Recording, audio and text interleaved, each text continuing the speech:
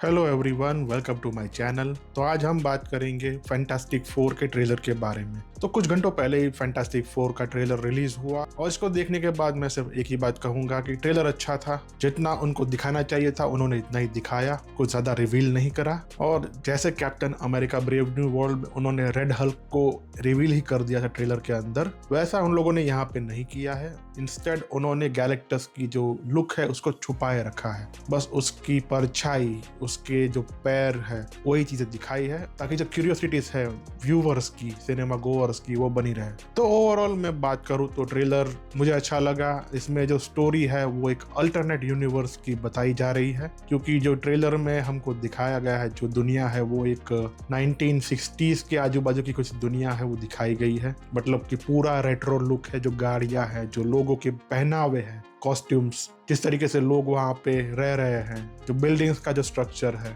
और जिस तरीके की जो वो 4x3 वाली फ्रेम्स वाले बहुत सारे शॉट्स भी दिखाए हुए ट्रेलर के अंदर, वही के 1960s वाली वाइब दे रही है। और जो हर मार्वल मूवी में होता है वो भी इसी मूवी में होता दिख रहा है कि एक और थ्रेट है वो अर्थ पे आ गई है। जैसे दूसरे मार्वल मूवीज में जो हमारे मेन कैरेक्टर्स है वो सब एक साथ आके उस थ्रेट से लड़ते हैं, उसको डिफीट करते हैं और अर्थ को बचाते हैं, तो ठीक वैसे ही यहाँ पर भी फैंटास्टिक फोर के हमारे जो कैरेक्टर्स हैं उन सबको मिलकर इस थ्रेट का सामना करना है। लेकिन हम सबको पता है कि क्या होने वाला है क्या नहीं। तो ट्रेलर को देख के हमको ये अंदाजा नहीं आएगा, लेकिन मूवी में एक्चुअल में जो फैंटास्टिक फोर है वो हारने वाले हैं, और ये जो अर्थ है जहाँ पे ये लोग रह रहे हैं वो तबाह होने वाली है। वो शायद क्लाइमैक्स वाला सीन होगा जब ये चारों एक शिप के थ्रू अर्थ से एस्केप कर रहे होंगे और दूसरे यूनिवर्स की तरफ बढ़ रहे होंगे। क्योंकि ट्रेलर में एक सीन भी दिखाया हुआ है जहाँ पे रीड रिचर्ड्स है वो एक बहुत बड़े ब्लैक बोर्ड पे कैलकुलेशन कर रहा है। तो वो कैलकुलेशन एक यूनिवर्स से दूसरे यूनिवर्स में कैसे जाया जाता है उसके बेस पर होगी,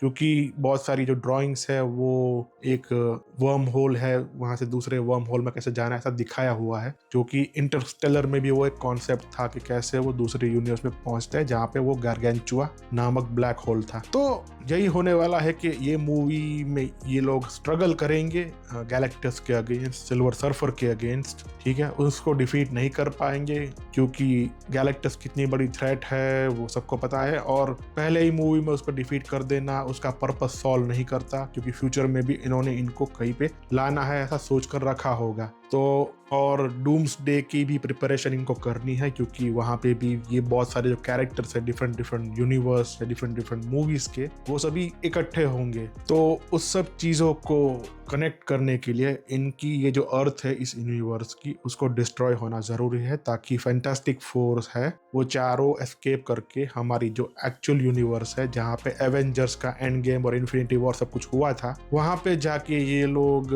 मिले इनसे, और फिर वहाँ पे शायद डूम्सडे वाला जो पूरा इवेंट होगा वो होगा, या फिर शायद कहीं और भी हो सकता है। लेकिन डूम्सडे की कास्ट अनाउंसमेंट हुई थी तो उसमें हमको दिखाया गया था कि कौन कौन है उस मूवी के अंदर, तो उसमें फैंटास्टिक फोर की जो कास्ट थी उसका नाम भी था उसके अंदर। तो इससे ये प्रूव होता है कि ये लोग वहां से एस्केप करके अब 616 जो यूनिवर्स है उसमें आने वाले हैं, और फिर यहाँ से पूरी जो डूम्सडे की जो कहानी है वो अनफोल्ड होना शुरू होगी।